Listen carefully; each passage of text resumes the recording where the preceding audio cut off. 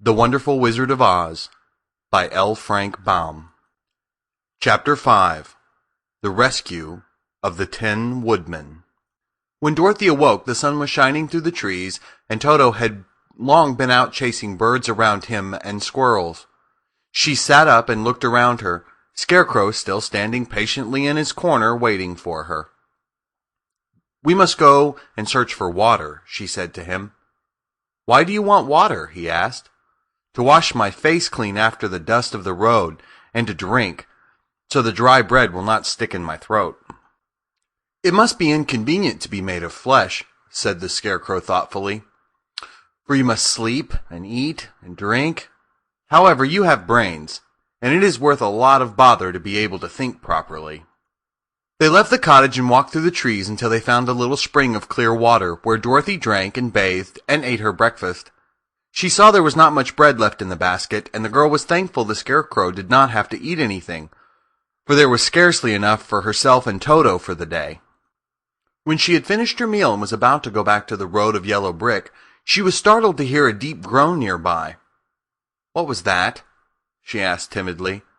"I cannot imagine," replied the Scarecrow, "but we can go and see."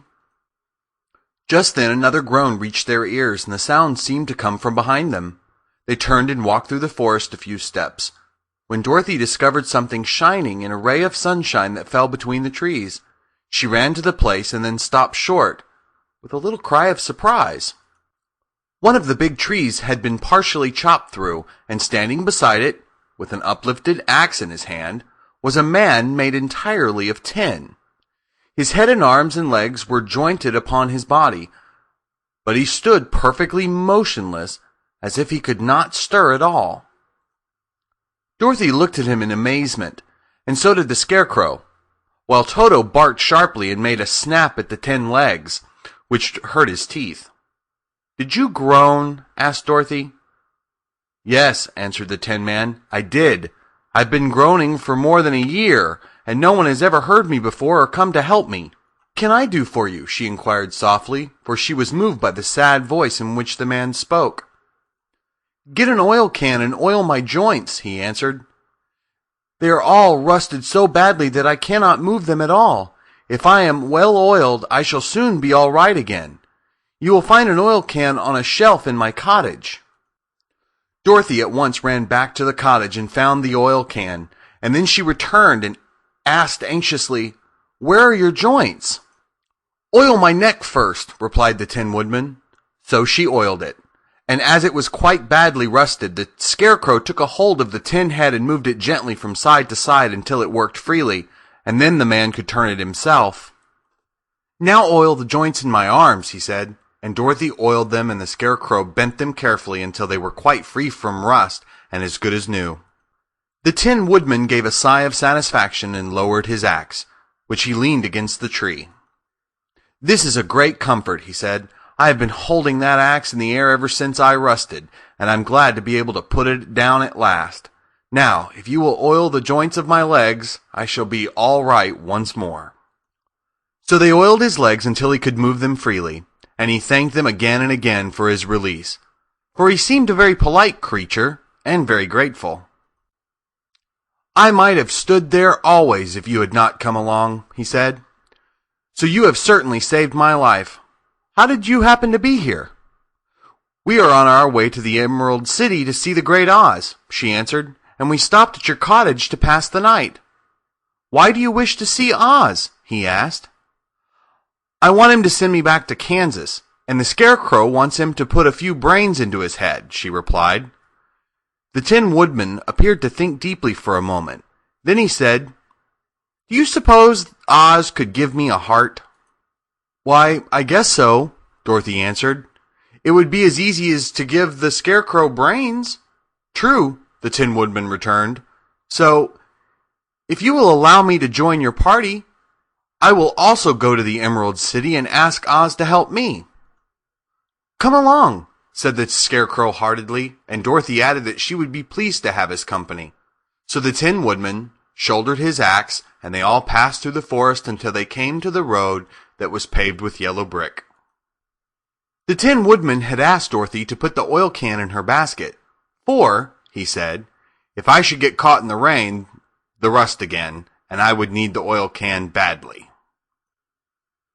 It was a bit of good luck to have their new comrade join the party, for soon after they had begun their journey again, they came to a place where the trees and branches grew so thick over the road that the travelers could not pass.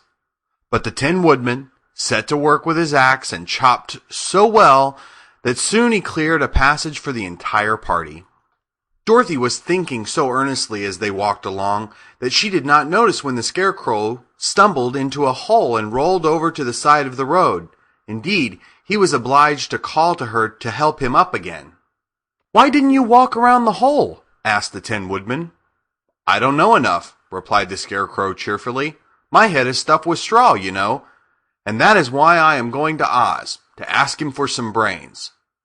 "Oh, I see," said the Tin Woodman. "But, after all, brains are not the best things in the world." "Have you any?" inquired the Scarecrow. "No, my head is quite empty," answered the Woodman. "But once I had brains, and a heart also. So, having tried them both, I would much rather have a heart." "And why is that?" asked the Scarecrow. "I will tell you my story, and then you will know." So while they were walking through the forest, the Tin Woodman told the following story. "I was born the son of a woodman who chopped down trees in the forest and sold the wood for a living. When I grew up, I too became a wood chopper, and after my father died, I took care of my old mother as long as she lived. Then I made up my mind that instead of living alone, I would marry, so that I might not become lonely. There was one of the Munchkin girls who was so beautiful that I soon grew to love her with all my heart. She, on her part, promised to marry me as soon as I could earn enough money to build a better house for her, so I set to work harder than ever.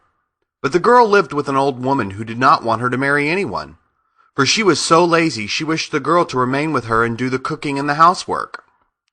So the old woman went to the Wicked Witch of the East and promised her 2 sheep and a cow if she would prevent the marriage. Thereupon the Wicked Witch enchanted my axe, and when I was chopping away at my best one day, for I was anxious to get the new house and my wife as soon as possible, the axe slipped all at once and cut off my left leg. This at first seemed a great misfortune, for I knew a one-legged man could not do very well as a wood chopper. So I went to a tinsmith and had him make me a new leg out of tin. The leg worked very well once I was used to it, but my action angered the Wicked Witch of the East, for she had promised the old woman I should not marry the pretty Munchkin girl. When I began chopping again, my axe slipped and cut off my right leg. Again I went to the tinsmith, and again he made me a leg out of tin. After this, the enchanted axe cut off my arms, one after the other, but, nothing daunted, I had them replaced with tin ones. The Wicked Witch then made the axe slip and cut off my head, and at first I thought that was the end of me, but the tinsmith happened to come along, and he made me a new head out of tin. I thought I had beaten the Wicked Witch then, and I worked harder than ever, but I little knew how cruel my enemy could be. She thought of a new way to kill my love for the beautiful Munchkin maiden, and made my axe slip again, so that it cut right through my body, splitting me into 2 halves. Once more the tinsmith came to my help and made me a body of tin, fastening my tin arms and legs and head to it by means of joints, so that I could move around as well as ever. But alas, I had now no heart, so that I lost all my love for the Munchkin girl, and did not care whether I married her or not. I suppose she is still living with the old woman, waiting for me to come after her.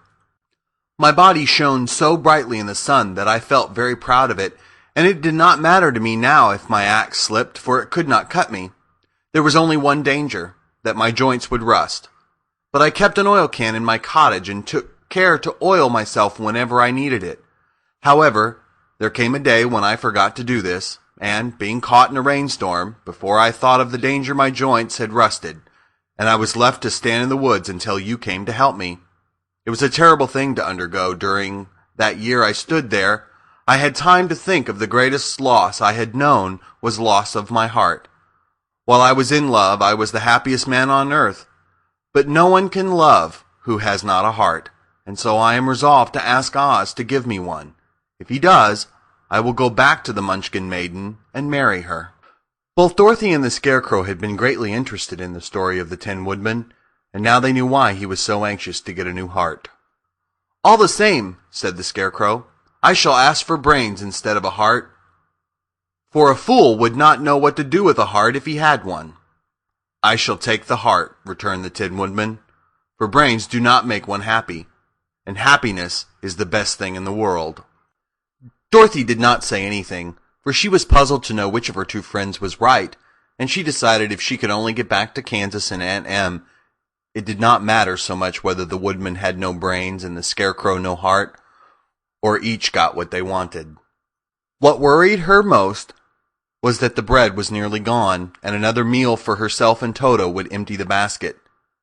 To be sure, neither the Woodman nor the Scarecrow ever ate anything, but she was not made of tin nor straw, and she could not live unless she was fed. The end of chapter 5.